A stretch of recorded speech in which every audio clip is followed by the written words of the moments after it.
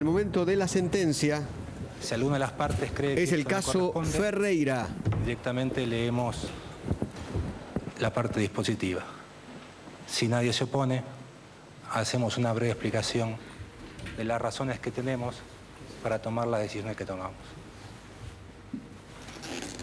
Gaby Karchak, ¿qué tal? Buenas tardes. Hola, Bárbara. ¿Cómo va? ¿Bien? Todo bien, por suerte. ¿Cómo fue lo que viviste aquel día? Lo recordás como el día de hoy, ¿no? Sí. Contalo, brevemente.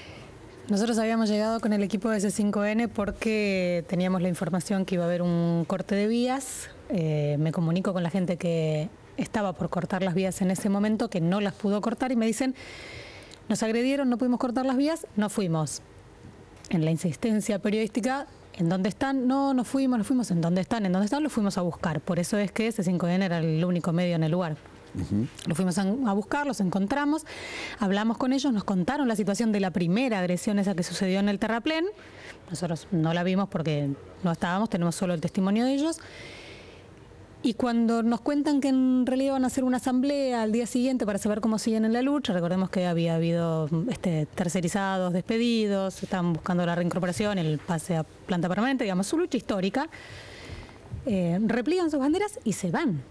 Se van caminando. De hecho, yo digo al equipo, bueno, nos volvemos, ya está. Terminó la nota. Me separo unos metros de mi equipo, del camarógrafo y asistente, me doy vuelta y veo venir un malón de 200 ¿Y ahí escuchaste los tiros? enajenados. No. En ese momento, el malón, yo, la verdad es que, digo, mi valentía es relativa, porque en ese momento lo primero que atiné fue a esconderme. Me escondí en un galpón. Hagamos un punto acá. Sí. Hagamos un punto acá, después seguimos contando la historia. Nos metemos otra vez en la sentencia. La antijuridicidad material depende de una concreta afectación al bien jurídico. Y en este caso, evidentemente, por lo empinado, por la imposibilidad de tomar las vías, por lo efímero que estuvieron esas pocas personas ahí, no hubo ni siquiera tentativa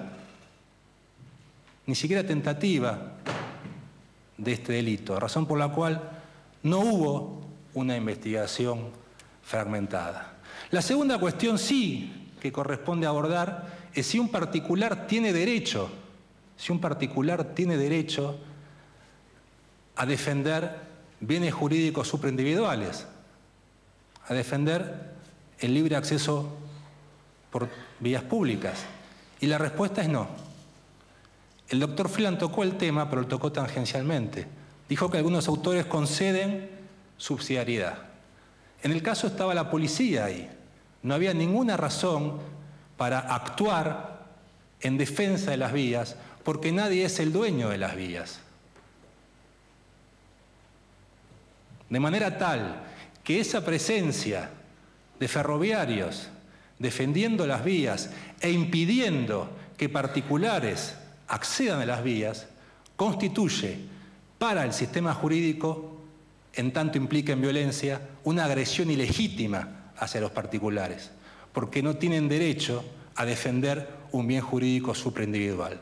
De forma tal que si esto es así, ninguna agresión actual había con los ferroviarios en las vías y con los manifestantes a 200 metros. ¿Por qué? Porque lo primero que tuvo que hacer el personal policial es impedir que particulares se arroguen la función de autoridad pública. Esa función es exclusiva y excluyente de la autoridad pública. Básicamente porque la autoridad pública actúa con racionalidad, actúa con proporcionalidad. Y esto no cabe esperar de los particulares.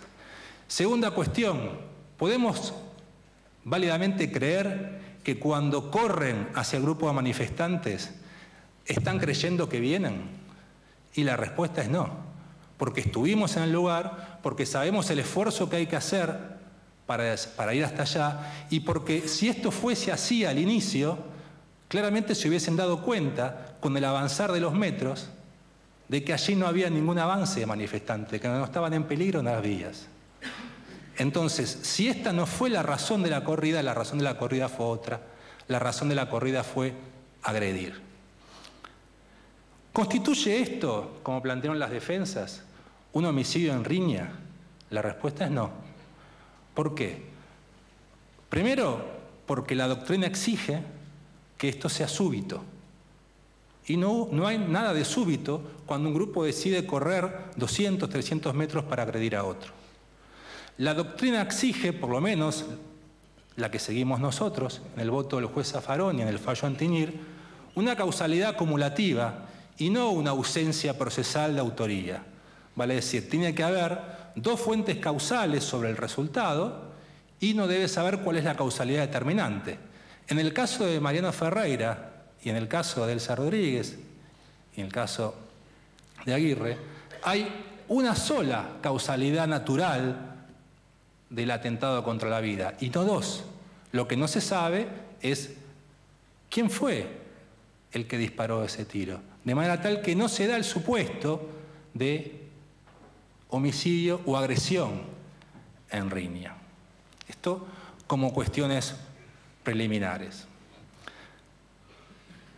¿Se autoconvocaron los ferroviarios para ir a esa manifestación, acto de presencia? La respuesta es no. En todas las situaciones hemos visto que los que convocaban eran los delegados. En todas las situaciones hemos visto que estos delegados, por iniciativa de más arriba, convocaban, y en muchos casos por el señor Díaz. No hay nada de autoconvocante porque muchos de los ferroviarios que estaban ahí no sabían bien para qué estaban. Simplemente fueron. ¿Y por qué fueron? Y fueron porque tienen préstamos en la Mutual, y fueron porque había una lista en la cual se marcaba con cruz el que iba, el que no iba, y se trataba de hacer mérito, porque la gente quiere cuidar su fuente de trabajo.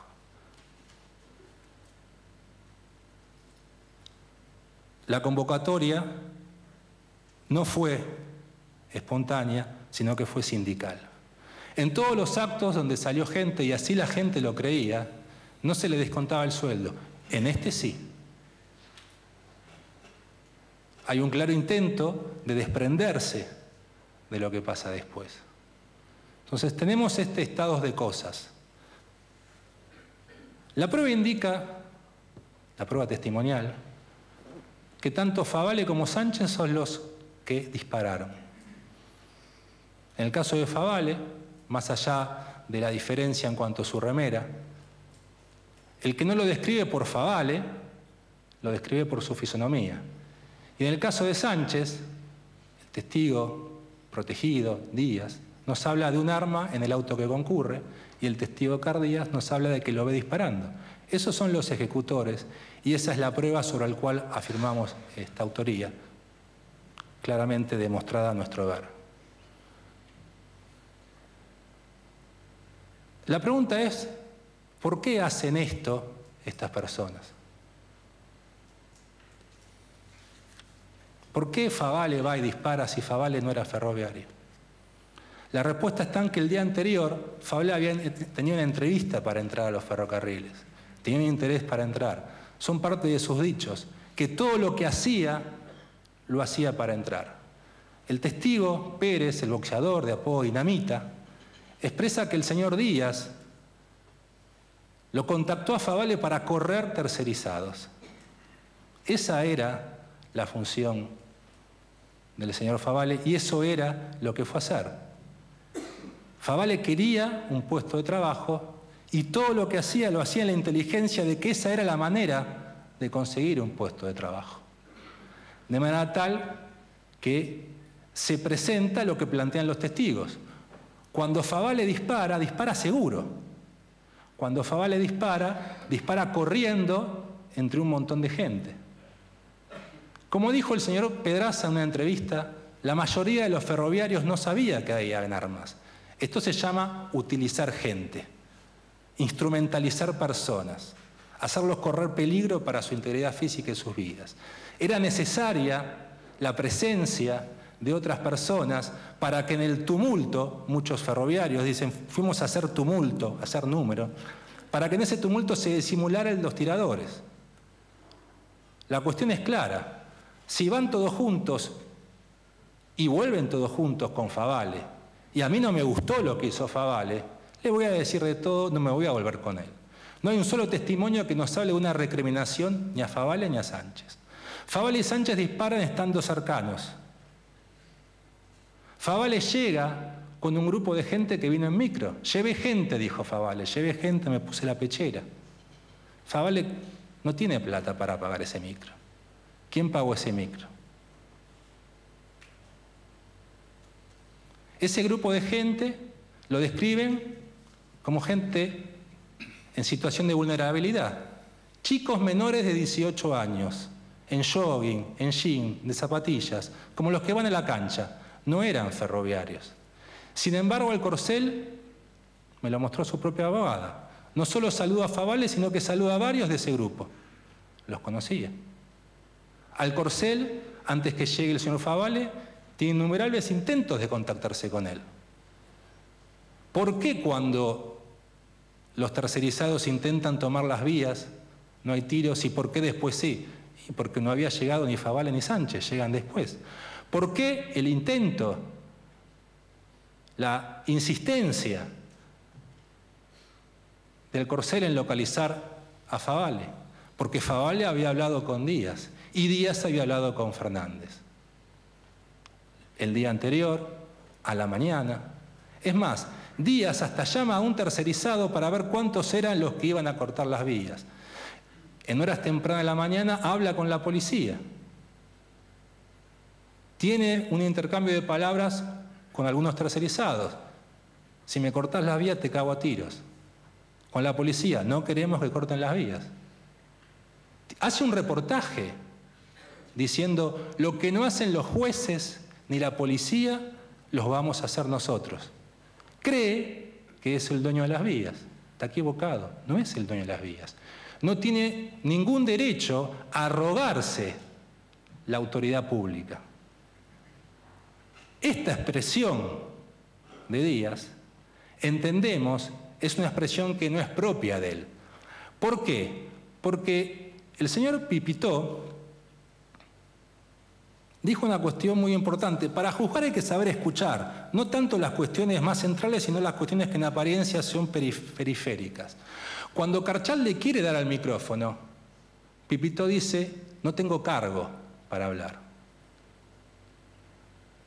Uño dice, el delegado es palabra superior. Fernández siempre lo llama Díaz, pero Díaz no lo llamaba Fernández. Era vertical. Y luego Díaz a los delegados. De forma tal que así funcionó esa convocatoria. Hay una puntería tremenda. Fernández lo llama a Díaz en el mismo instante en que está llegando Favale por las vías. Es el mismo minuto que se ve en el video, el mismo minuto de la conversación. Sin embargo, según relata Fernández, no le cuenta de esta circunstancia. Y Fernández dice que le manifiesta, che, ¿por qué no se van? No es convincente. A resultas de lo que pasó después, no es convincente. Miente. En ese momento, por la verticalidad que había en el sindicato, se presta el apoyo objetivo y moral para hacer lo que se hizo. Díaz no haría, lo que hizo, si no tuviese la certeza de que eso era lo que quería el sindicato. Fernández lo dijo sentado acá en el juicio. Yo nunca haría algo que Pedraza no quisiera.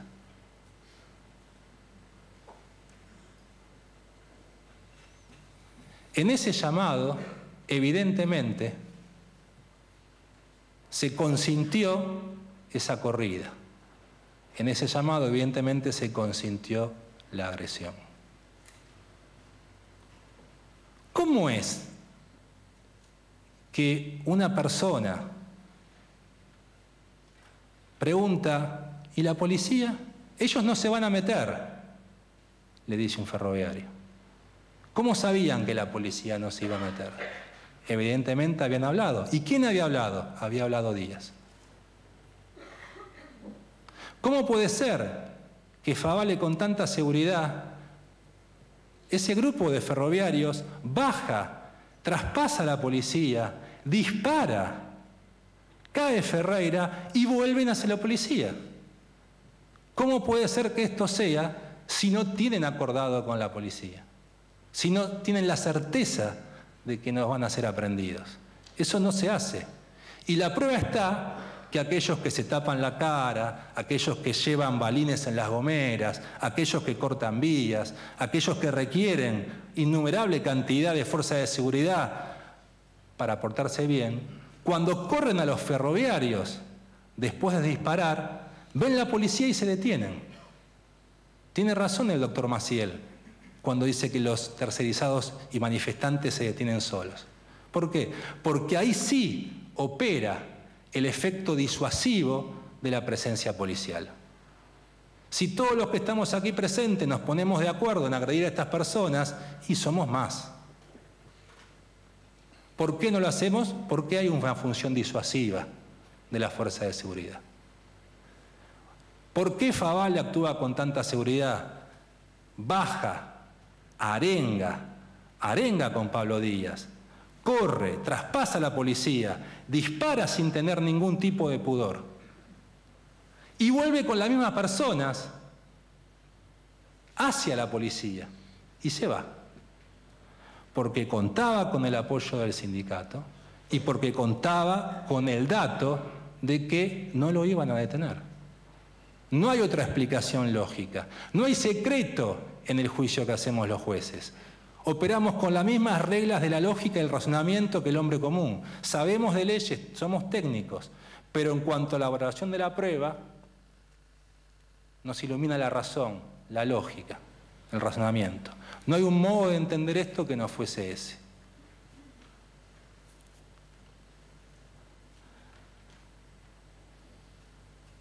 La situación allí, había convergencia intencional. Nos dice una testigo que Benítez tenía un gimnasio. Favale y Sánchez se conocían, habían estado en el mismo contrapiquete ese de Plaza Constitución. La cuestión es esta: si plurales sujetos deciden de manera en conjunto asumir riesgos jurídicamente desaprobados, cualquiera de los dos que concreten resultado se extiende a todos, porque ese riesgo se corre de manera conjunta. No sabemos cuál tirador acabó con la vida de Ferreira, pero sabemos que hubo convergencia intencional, que el riesgo se corrió de manera conjunta. Hay un autor principal que actúa antijurídicamente, y eso es suficiente para comunicar a todos aquellos que actúan con convergencia intencional. Sostuvimos que no había riña. La cuestión es, ¿hubo un hecho para calificar como homicidio con el concurso premeditado de más de 2 personas? La clave está en el entendimiento del aspecto subjetivo. Ese delito requiere necesariamente, requiere ineludiblemente dolo directo, dolo específico, decía la doctrina tradicional. Esa voluntad única, innegociable, de matar.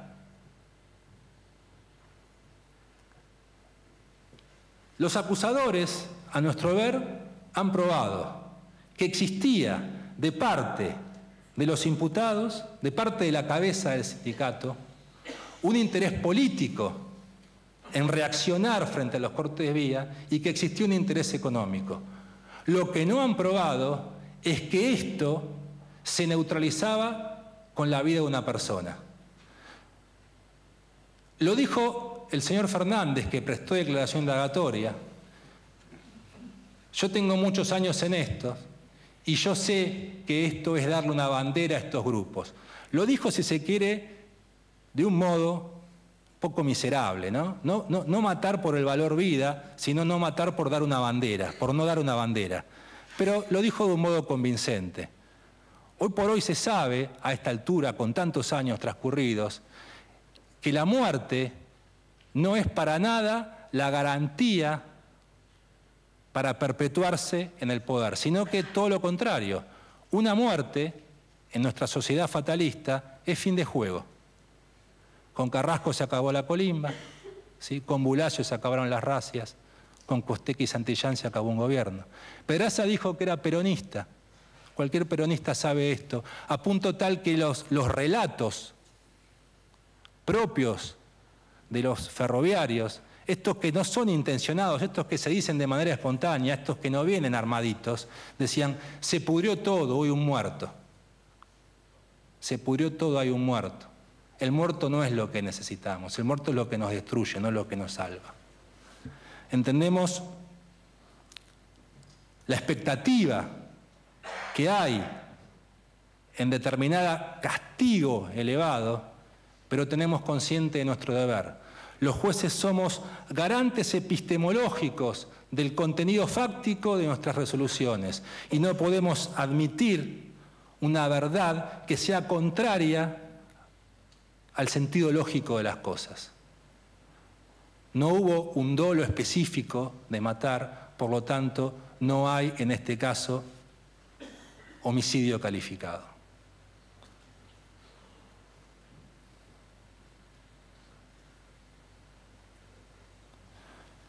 Unio y Pérez. La querella de la señora Real los acusa por encubrimiento. La fiscal le pide la absolución. La querella del Partido Obrero no hace distingo. Después de años en esto, sabemos que cuando se pide condena por encubrimiento es porque no hay prueba. La prueba flaquea. El sostén probatorio de la imputación de ambos era un testigo al cual no le podemos dar crédito, un testigo que no dio razón de su presencia en el lugar, un testigo estrambótico.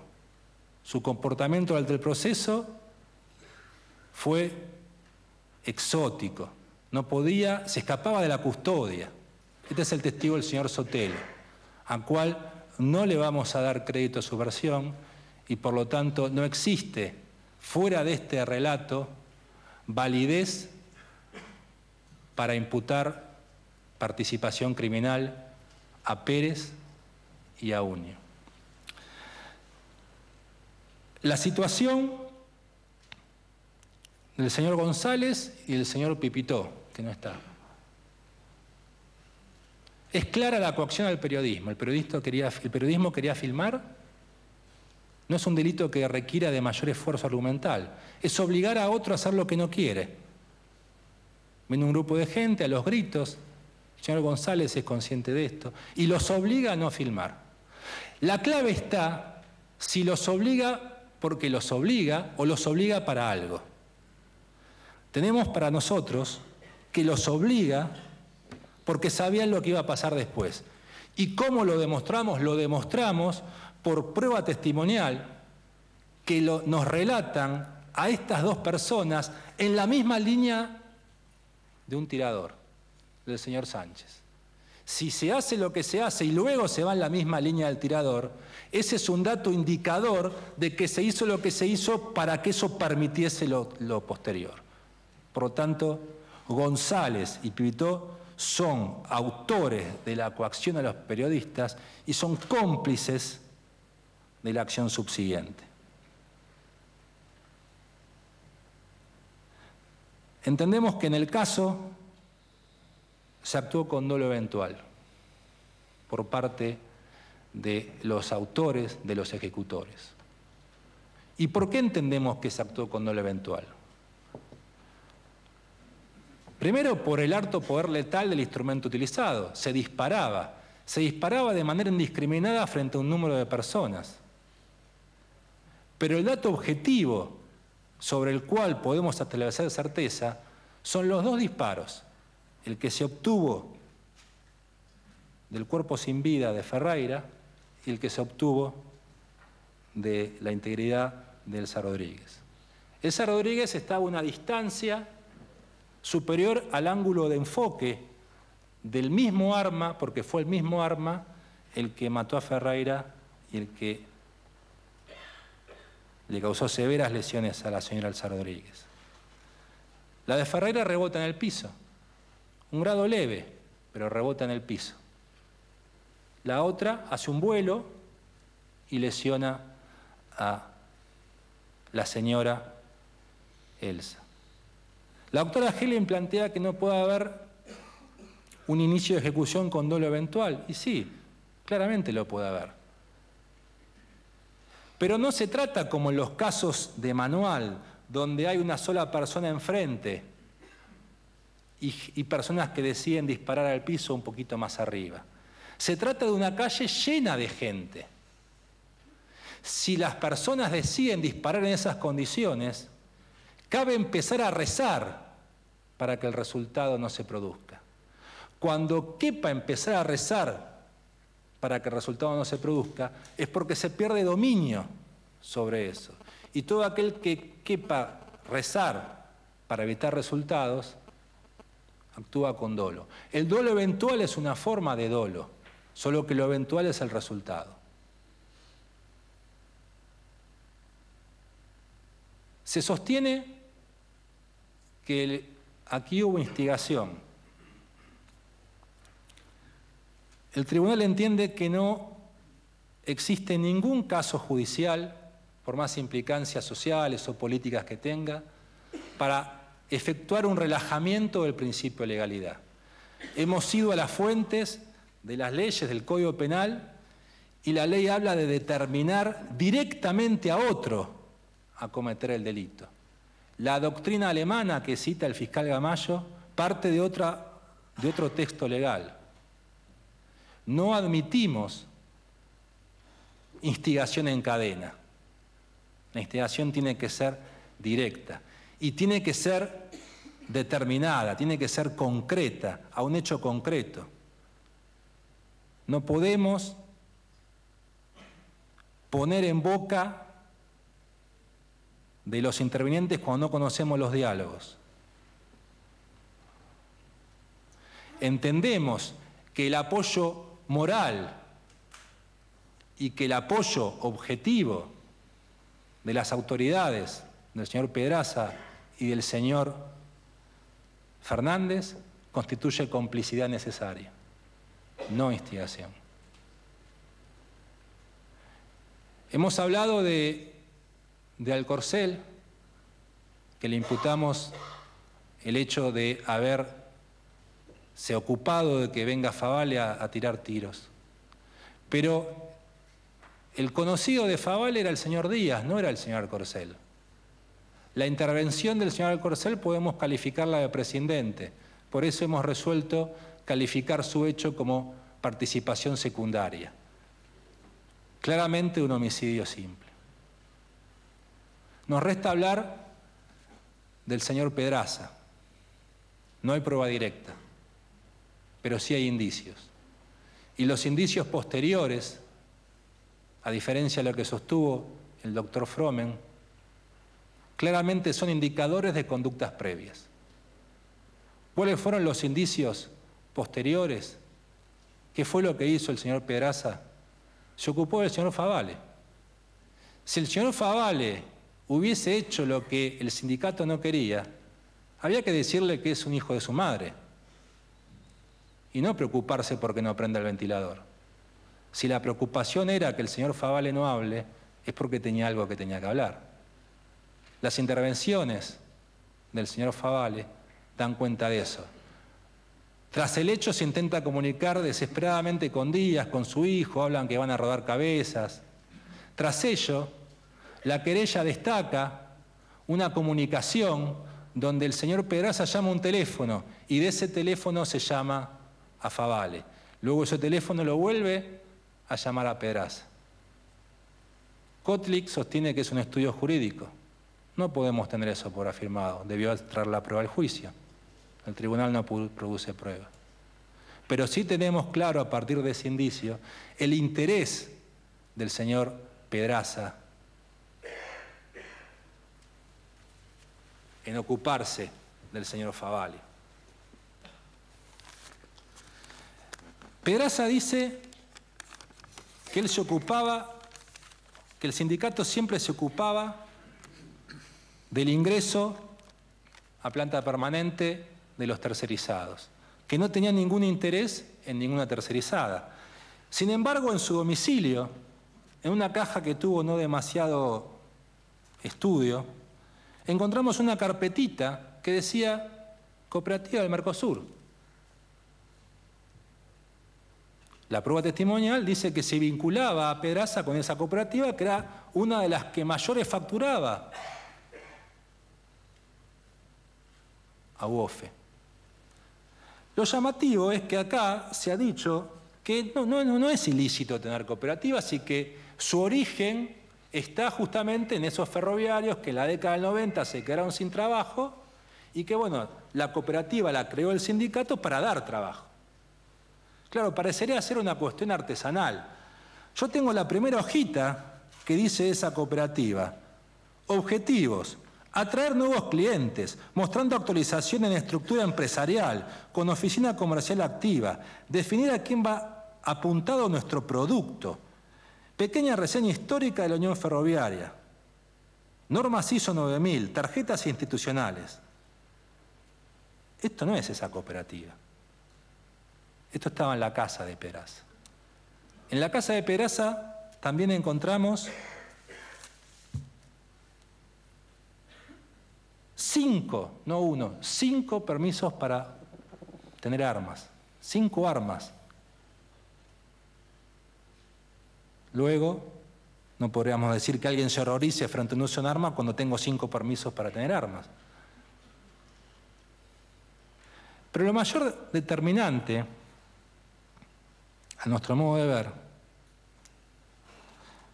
es que tras un diálogo con el señor Fernández, el señor Luna, se dice: hay que dejar actuar a la justicia. Te estás quedando solo, Gallego. Claro, hay que dejar actuar a la justicia fue el prolegómeno del más escandaloso intento de soborno de la Cámara de Casación. Se ha sostenido acá que esa investigación está en curso. Ha sostenido el doctor Fromen que en realidad hay una suerte de bis in idem, es lo mismo. Hay conexión ideológica entre un hecho y otro. Pero lo cierto es que esa prueba se produce en este juicio. Esas comunicaciones, que son el germen de la otra causa, se producen en esta. De manera tal que el tribunal tiene plena jurisdicción para valorar prueba que se produce en esta causa. Y la tiene con sentido de plena certeza, porque ahí están los datos, ahí están las conversaciones. Ahí el señor Riquelme le dice a Arauz de la Madrid: José está muy nervioso, me llamó 12 veces en el día. Y Arauz contenta: pero si él no está imputado. Y claramente lo llamaba 12 veces porque estas llamadas daban cuenta de que sí había tenido responsabilidad. Pedraza dijo hoy en sus últimas palabras que el intento, que él no tenía ningún pacto de confidencialidad porque la plata que le pedían la tenía que hablar con la gente a la cual respondía ese dinero que no era de él. Claro, pero los $50.000 que salieron del Belgrano Cargas, donde está la esposa de Pedraza, de eso sí tuvo pacto de confidencialidad. De ahí no informó. Y lo más tremendo es que se dice con Staforini, total después lo recuperamos. Entonces, ¿cómo es este manejo que $50.000 se pueden recuperar? Ahí está claramente el poder que implica el manejo de semejante liquidez de dinero. Y claramente se ve esto cuando el señor Fernández habla con una persona que estaba haciendo estos cortes de boletería y le dice: estás causando demasiados problemas. Está claramente demostrado el interés económico en tener el dominio sobre el grano Cargas, el interés en la Cooperativa Unión del Mercosur, el interés en el sindicato, y el interés político que reconoció el señor Fernández, que no se cree un sindicato paralelo. Y esto se ve en la preocupación que tiene Pedraza en esa conversación telefónica donde se da cuenta de que se hizo lugar al ingreso de mucha gente de manera no controlada por parte del Ministerio de Trabajo, gente que no pasaría un examen en situaciones normales, y que ahí había un germen de peligro. Y esto se ve en la conversación entre el señor Pedraza y el señor Tomada. Hay una cuestión que no salió en los medios que sí es importante de destacar. Cuando Tomada habla con Pedraza, lo que no se escucha es que Tomada le dice: antes que me digas cualquier cosa, lo único que te voy a decir es que esos 40 llamados que no te devolví, o sea, se está justificando esos 40 llamados que no te devolví. Esto no se escuchó, y nosotros nos parece importante destacar, porque la querella del Partido Obrero, la doctora Verdú por Correpi, nos está hablando de un plan de 3 patas: empresarios, ferroviarios y gobierno, que se terceriza la represión por parte de un discurso de un gobierno que por un lado dice que no se criminaliza la protesta y por el otro lado permite que particulares lo hagan. La respuesta que entiende el tribunal a esto es que tampoco eso se puede inferir del diálogo de Tomada con Pedraza. Tomada se lo quiere sacar de encima. Pareciera que la mejor defensa es un buen ataque. Es lo mismo como que le diga, siempre que llovió paró. Antes que me digas que hace 40 llamados que no te devuelvo, lo único que te voy a decir es que la mejor defensa es un buen ataque. Y después sí se habla de todos esos tercerizados que ingresaron y que hay que trabajarlos política y psicológicamente, ¿no? Para esta cuestión de que no traigan problemas de poder. María del Carmen Verdú muestra, pero no demuestra lo que afirma. En esa ausencia, ¿sí?, de despliegue, pliegue y repliegue, está la diferencia entre una prueba y una manifestación de principios. Esa referencia da cuenta más de su propia visión del mundo que un elemento que pueda transferirse de razonamiento en razonamiento. Es como la diferencia entre una demostración científica y un truco de magia. O sea, es imposible de verificación. ¿Por qué? Porque uno podría plantear otra especie de explicación causal a ese estado de cosas. ¿Y cuál es? Que la falta de comprensión de las fuerzas de seguridad, de lo que es esta expresión, no hay que criminalizar la protesta, genera decepción en la ciudadanía y esto genera reacción frente a esa decepción. Pero no implica que hay una articulación para que esto opere, por lo menos no está demostrado. Nos resta hablar de la imputación del personal policial. Las cosas que dice el señor Mansilla no se pueden decir si realmente no existe una convergencia intencional con la acción de ese grupo de ferroviarios. Bajan sin represalias, bajaban con palos, con botellas, al grito casi de guerra, estado de excitación, adrenalina, explican tanto las personas que han declarado acá. El grupo de Favales llega e inmediatamente empieza a arengar para que bajen, para correr a los de enfrente. Nada se informa a la Dirección General de Operaciones. Tampoco no consta en la comunicación hacia la Dirección General de Operaciones, en las modulaciones, del intento de tomar las vías. Se resuelve correr la fuerza que hubiese impedido ese choque entre estas dos facciones, que el propio personal policial dice que tienen diferencias ideológicas, a un grupo, a un espacio físico donde de llegar ya va a ser tarde. Y cuando bajan los ferroviarios, dice al comando, sin represalias. Bajan pero sin represalias, lo cual era totalmente inconcebible de decir. Tampoco se da cuenta de la vuelta. De la Dirección General de Operaciones se le pide, por favor, dígale a esa gente que vuelva a subir. Cuando vuelven después de disparar, Mansilla dice, sí, ya están regresando, ya se están reintegrando. Vale decir, esta diferencia entre lo que se dice y lo que sucede, sumado a esta referencia, la policía no va a hacer nada, sumado al señor Díaz dialogando con los policías, nos permite establecer de parte de Mansilla un dejar hacer. Mansilla y Ferreira son los que debían evitar esto. Primero, debían evitar que esos ferroviarios no estén ahí. Y segundo, debían evitar que no bajen a agredir a los de enfrente.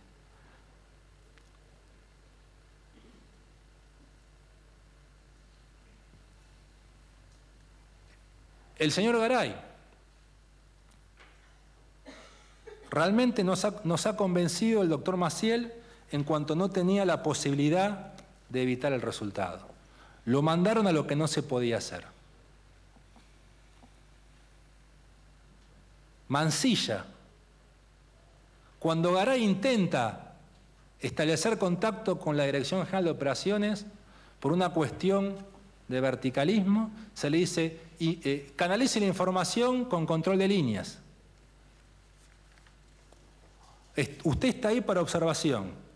La función de Garay era observar a la gente del Partido Obrero, a los tercerizados, a los manifestantes que no hacían nada. Y Garay observa e informa que no hacían nada, que se estaban retirando. El problema estaba del otro lado. El problema estaba en lo que debía informar Mansilla y Ferreira. Cuando ya bajan ya era imposible. Porque sabían que la gente que estaba abajo no tenía capacidad operativa para impedir eso.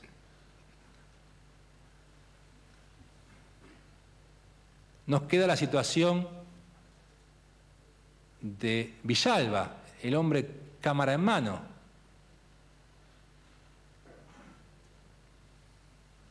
Ciertamente, él respondía a las directivas de control de líneas. Pero no es cierto que hizo todo lo que pudo. Hay algo que no hizo y que pudo haber hecho, que era filmar esos instantes previos cuando el grupo de ferroviarios se dispone a ir a atacar a los tercerizados.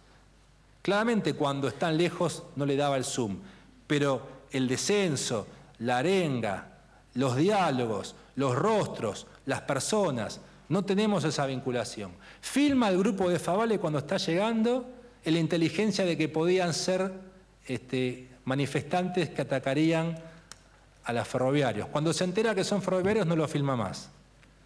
En el intento de tomar las vías, filma las eventuales palos, gomeras de los tercerizados. A los ferroviarios no los filma. O sea, hay una actuación deliberada de actuar a favor de un grupo. Claramente entendemos la posición de Mansilla dentro de una estructura vertical, pero eso no quita que, como ha dicho el abogado Medina, Mansilla incumplió deberes de su oficio. Perdón, el señor Villalba, el cámara en mano. La situación de DGO, y con esto termino. No podemos aseverar que han sido cómplices del homicidio. No tenemos las pruebas. ¿Por qué? Porque la información que les llegaba de parte de la gente que estaba en el lugar del hecho era incorrecta, era inexacta. lo llevaban a yerro. Se les llegaba la información fragmentada, información mentirosa. Tampoco podemos establecer un acuerdo de voluntades con el personal que estaba sobre las vías. Esta complicidad no está probada. Lo que sí está probado, que Lompisano debió actuar antes. Cuando Garay pide apoyo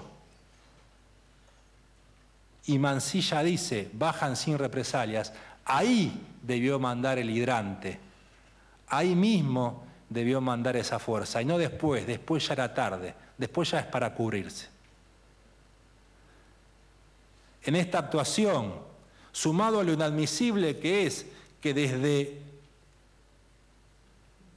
Conti y Echeverría se diga yo obedezco órdenes, y desde Lompisano se diga yo confío en mi gente, en ese pasarse la pelota, nosotros vemos una actuación de los tres que no satisface el requisito del cumplimiento de deber. Lo vemos incursos en delitos de incumplimiento de deberes del artículo 248 del Código Penal. Este es el Estado, sintéticamente, en lenguaje coloquial, de manera oral, porque yo entiendo que cuando alguien quiere comunicarse no hay que leer nada, hay que hablar, la gente se entiende hablando, es que queremos dar razones de la transparencia de nuestras decisiones. Estas razones van a tener su fundamentación debida, su respuesta concreta a los planteos de las defensas, que han sido muchos, que han sido sustanciosos y que naturalmente objetan estas conclusiones. Vamos a dar respuesta al fallo el 17 de abril y a partir de ahí va a empezar a correr el plazo para interponer los recursos de 7 de junio. 7 de junio. Ahora vamos a leer el fallo. El doctor Medina, invocando a la Asamblea Real, nos ha pedido un fallo, una sentencia abarcativa. La doctora Bardú nos ha pedido un fallo ejemplar. Tenemos la convicción de que cualquier caso, por más implicancia política que tenga, para nosotros es un caso judicial. Y que la pena de las personas se funde y se mide en función de la gravedad del hecho y de la culpabilidad. Nunca para dar ejemplos, porque en el ejemplo está la sentencia injusta. En la ejemplaridad está la sentencia que instrumentaliza al penado para mandar mensajes al cuerpo social. Sí, claramente, en lo episódico está la sustancia. En el tramo final de su vida, Mariano Ferreira gritaba Unión de los Trabajadores, en la idea de gritarle a los que lo agredían que los enemigos no son ellos, el enemigo está en otro lado. La respuesta que tuvo fue Viva Perón. Ahí está, lo episódico, la insensatez. Del lado de los tercerizados, ya esto está probado por vía testimonial, había mujeres, chicos jóvenes, niños. La gente que se hizo traer eran personas en situación de vulnerabilidad, menores de edad, esos que vinieron en el micro Corfavale. La vida ya es un valor en sí mismo inconmensurable y las lesiones a la señora Elsa Rodríguez le han dificultado el habla. Y el habla, la palabra, es lo que nos posiciona como sujetos culturales. Todo esto hace a la gravedad del hecho que vamos a tener en cuenta en la medición de las penas. Leemos el fallo. Buenos Aires, a los 19 días del mes de abril del año 2013, se constituyen en la sala de audiencias de Comodoro Pi 2002 el Tribunal Oral en lo Criminal número 21, integrado por el señor juez Horacio Leonardo Díaz, en su carácter presidente, y los vocales Diego Gustavo Rataveña y Carlos María Bossi, con la presencia del señor secretario Fernando Maneiro, a fin de dar lectura a la parte dispositiva de la sentencia en esta causa 3.762 y 3.922, seguida por los delitos de homicidio agravado por el concurso premeditado de 2 o más personas, en concurso ideal con tentativa de homicidio agravado por el concurso premeditado de 2 o más personas, 3 hechos, todos ellos en concurso, respecto de, y ahí se mencionan los imputados. Pasamos al fallo. Anunciamos a las partes, y en este acto quedan debidamente notificadas, que el día 17 de junio del corriente año, a las 12 horas, se dará lectura integral de la sentencia.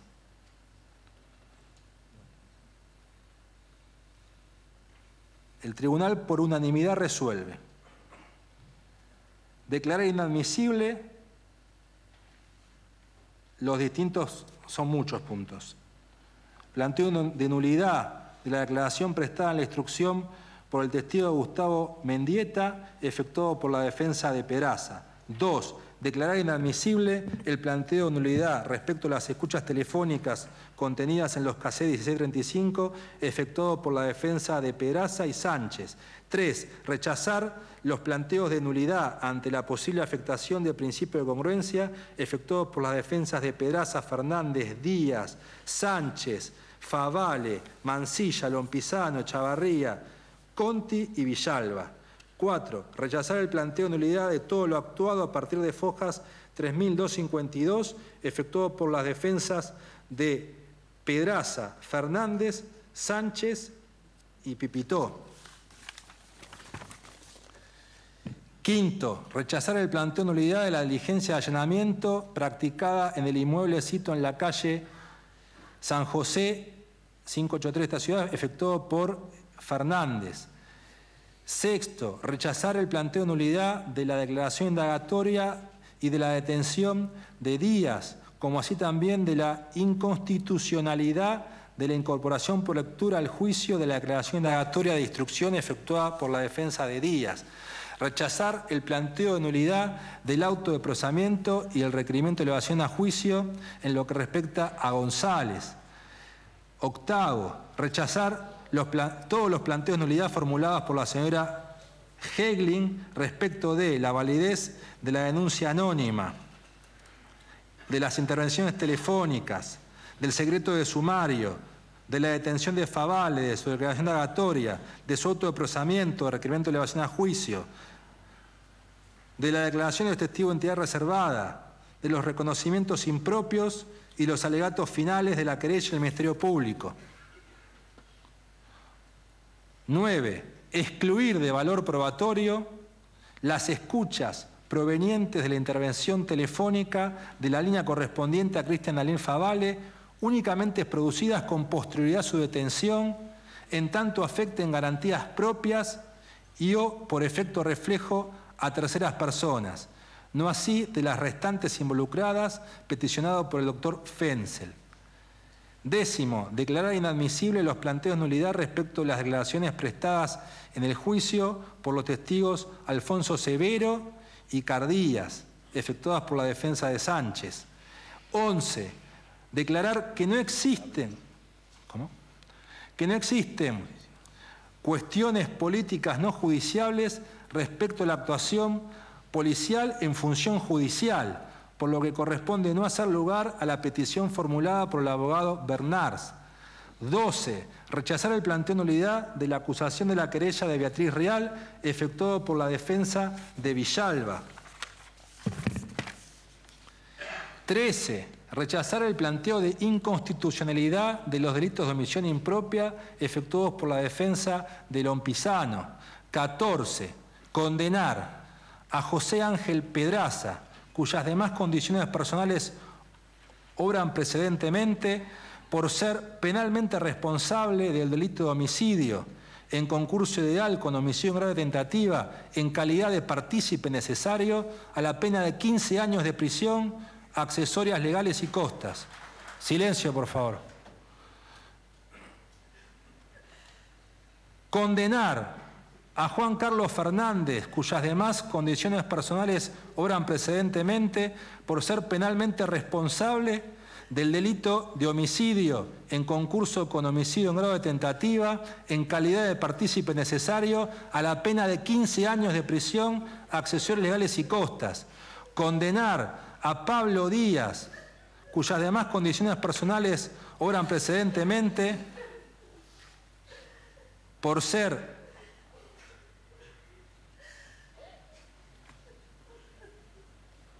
penalmente responsable del delito de homicidio en concurso ideal con homicidio en grado de tentativa, en calidad de partícipe necesario, a la pena de 18 años de prisión,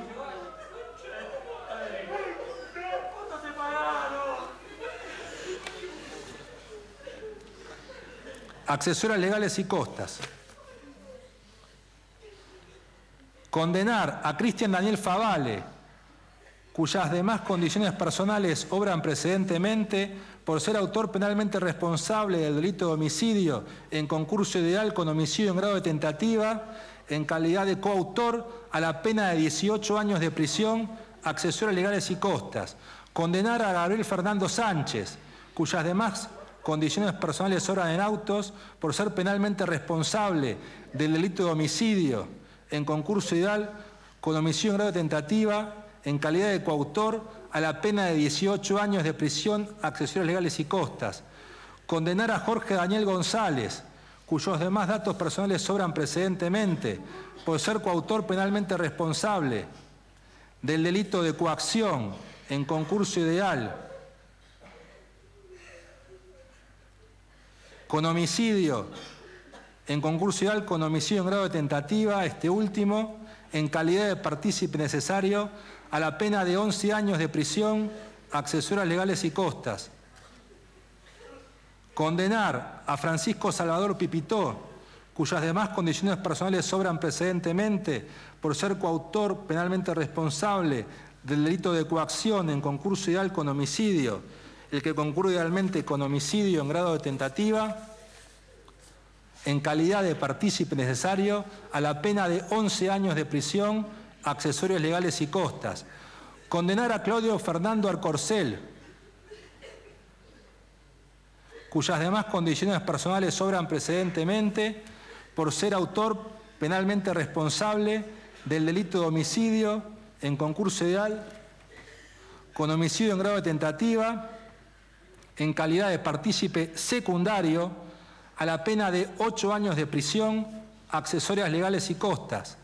Condenar a Luis Osvaldo Mancilla y a Jorge Raúl Ferreira por ser penalmente responsables del delito de homicidio en concurso ideal con homicidio en grado de tentativa, en calidad de partícipes necesarios, a la pena de 10 años de prisión para el primero. Silencio, por favor. Bueno, tendríamos que hacer desalojar a los que... Silencio, por favor. Silencio, por favor.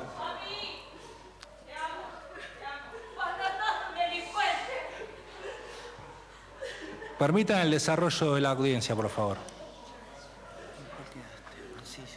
No se entendió, léelo de vuelta. Repetimos el punto 22. Condenar a Luis Osvaldo Mancilla y Jorge Raúl Ferreira por ser penalmente responsable del delito de homicidio en concurso ideal con homicidio en grado de tentativa, en calidad de partícipe necesario, la pena de 10 años para el primero.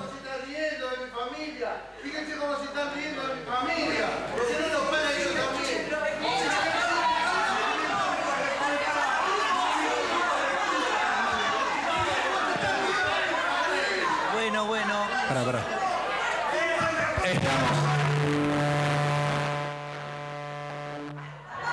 Señores, estamos para dejarme. Te desaloja la sala. Acá, seguimos leyendo. Estamos acá juzgando un hecho de violencia. No desarrollemos violencia acá. Existen los recursos judiciales.